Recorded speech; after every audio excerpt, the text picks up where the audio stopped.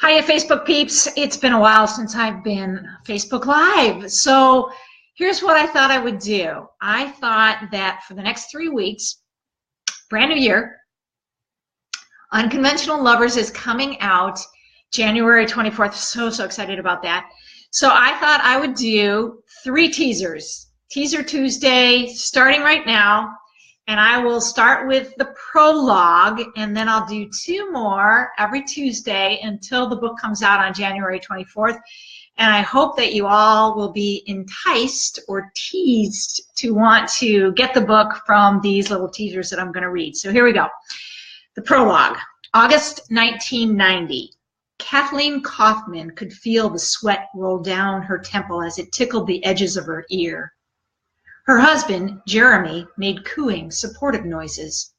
She was done. If this damn baby didn't make her appearance soon, Kathleen vowed to tell the doctor she'd changed her mind about natural childbirth, and he should go ahead and give her the fucking drugs. She'd issued the eviction notice 2 days ago. With her hair plastered against her head, she was sure, right about then, she looked about as unattractive as she ever would. "You're doing great, hon. I can see the head now," Jeremy cried out in excitement. He was stroking her arm in a loving gesture of encouragement. "Okay, ready. Kathleen, give me another big push. We're almost there," Dr. Harding coaxed. That's what you said an hour ago," Kathleen grunted, all her effort into the push. She was almost out of gas now. This had better do it. She was never having sex again if the end result was labor for 36 hours straight. When her contraction ended and still the baby hadn't arrived, Kathleen felt like screaming at every man, woman, and child anywhere near her bedside. "It won't be long now. Don't push until I tell you to, okay, Kathleen?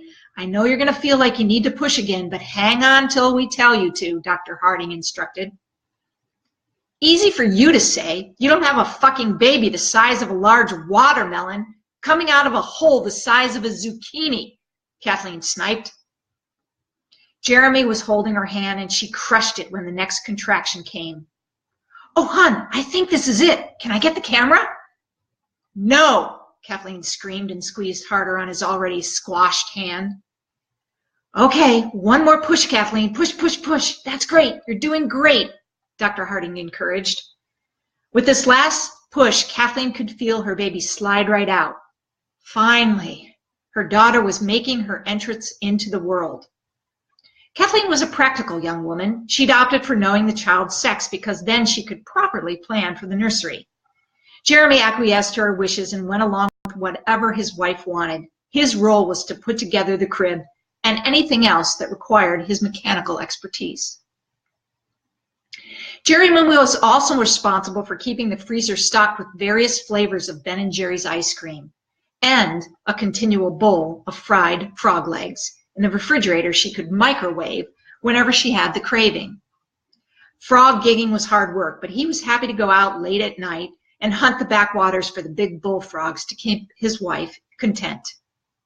When Kathleen heard her daughter cry, it was music to her ears. She lifted her head to get a glimpse and noticed the furtive looks of the nurses and doctor. Jeremy didn't seem to notice as the nurse laid the squirming bundle on Kathleen's chest. The other nurse handed Jeremy the scissors for him to cut the cord, like they'd talked about when they created their birthing plan. Kathleen could sense something was wrong. As she looked at the faces of the medical team, she knew the look of pity. "What's wrong with my baby?" Kathleen asked. Jeremy looked perplexed. "Nothing's wrong. She's kind of slimy right now, but I'm sure the nurses will wash her up in a minute. I count 10 toes and 10 figures. She's perfect. Right, Doc?" The doctor frowned as he looked down at their daughter and then turned back to Jeremy. "We should probably talk after the nurses have a chance to take care of your daughter. We can go over the APGAR score in a little bit." Kathleen's heart sank. As she looked at the crestfallen look on her husband's face, she could tell he was confused, but had grasped the sudden realization something was drastically wrong with their first child. His first reaction to the news left an indelible imprint on her mind, but this was something she would never share with her daughter. That kind of emotional baggage was not something a mother should ever relay to her child. Okay, that is the end of the prologue. Next week, I will start on chapter 1, and I hope you enjoyed the teaser.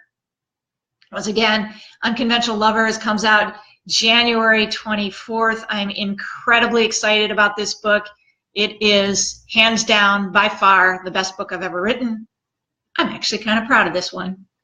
So I hope y'all are having a great New Year's, and 2018 is looking good. Thank you for those who joined, and I'll post this up on my Facebook page.